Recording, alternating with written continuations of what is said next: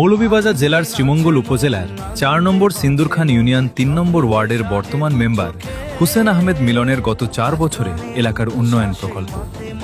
দুর্গানগর ফারুক মিয়ার বাড়ির দক্ষিণ পাশে বক্স কালভার্ট, দুর্গানগর মনু মিয়ার বাড়ির পূর্ব পাশে পানি নিষ্কাশনের জন্য ১৯টি কালভার্ট নির্মাণ, দুর্গানগর প্রাথমিক বিদ্যালয়ের রাস্তার একটি কালভার্ট নির্মাণ, দুঃখিত ছবি সংগ্রহিত নেই, গোলগাঁও মসজিদের পাশে একটি কালভার্ট নির্মাণ, দুর্গানগর লাহারপুর গাজীপুর সড়ক শাহিন মিয়ার বাড়ি পর্যন্ত ইট সলিং রাস্তা নির্মাণ, দুর্গানগর শান্তিবাজার পশ্চিমে কারি আব্দুল মোন্নান বাড়ির নিকটে ইট সলিং রাস্তা নির্মাণ, হাজী ফজলুল হক বাড়ির দক্ষিণ পাশে গাইড ওয়াল নির্মাণ, দুর্গানগর ফারুক মিয়ার বাড়ির দক্ষিণ পাশে ইট সলিং রাস্তা নির্মাণ, দুলাল মিয়ার বাড়ির সামনে বক্স কালভার্ট নির্মাণ, দুঃখিত ছবি সংগ্রহিত নেই, দিঘালিগাঁও কাদির মিয়ার মার্কেট হইতে গরুর মাঠ পর্যন্ত রাস্তার মাটি ভরা, দুঃখিত ছবি সংগ্রহিত নেই,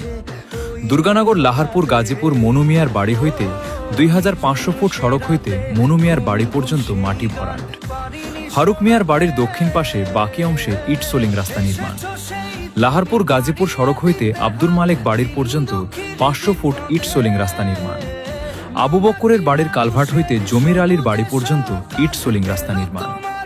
শফিক মিয়ার বাড়ির সামনে কালভার্ট নির্মাণ, দুঃখিত ছবি সংগ্রহিত নেই,